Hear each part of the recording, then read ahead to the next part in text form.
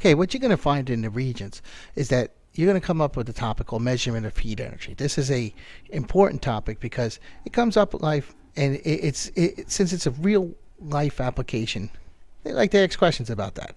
So what we're going to see is that when we're going over this type of problem, the measurement of heat energy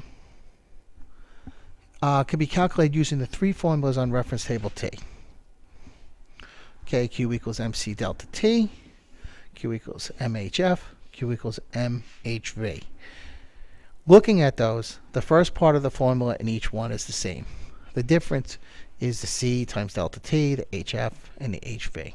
So what makes them different? If we have a change in temperature, we're going to use the first formula. C is specific heat capacity, delta T is change in temperature.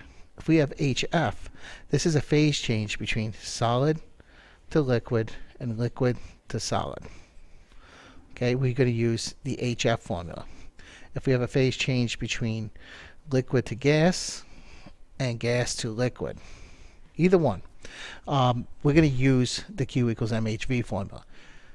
Notice there's no temperature changes in the last two equations. It's just a phase change. If we have a temperature change, the only formula we're going to use is the first one, Q equals MC delta T.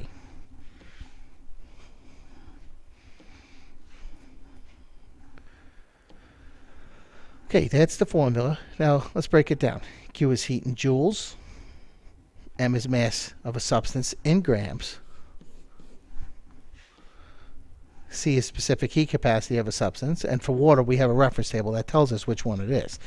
Delta T is the difference in the temperature, what it's changing from. Remember, difference in temperature is always final minus initial. Okay, calorimeter is the device that is used to measure. Okay, it measures the energy transfers, it tracks it down. You need three things. And just looking at a simple diagram of a calorimeter, you can see we need to know the temperature, the mass of the water, and the specific heat capacity of the water.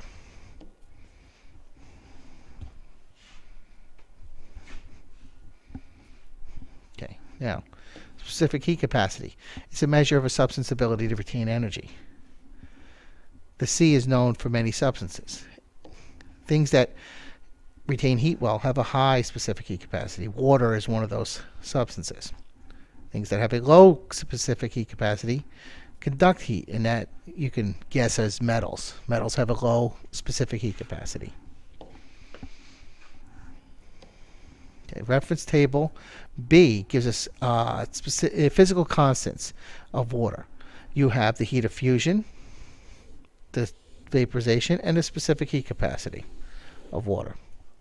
4.18 joules per gram per degree Celsius. Okay, example number 1.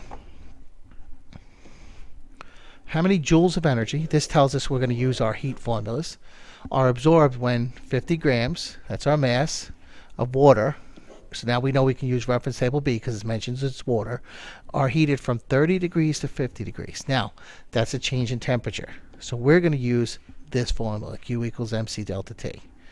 We're solving for Q. The mass was 50 grams. The C, remember, was on reference table B, 4.18 joules per gram per degree Celsius. And the change in temperature, final minus initial, 50 minus 30 is 20 degrees Celsius. You punch it in your calculator, and the answer comes out to 4,180 joules.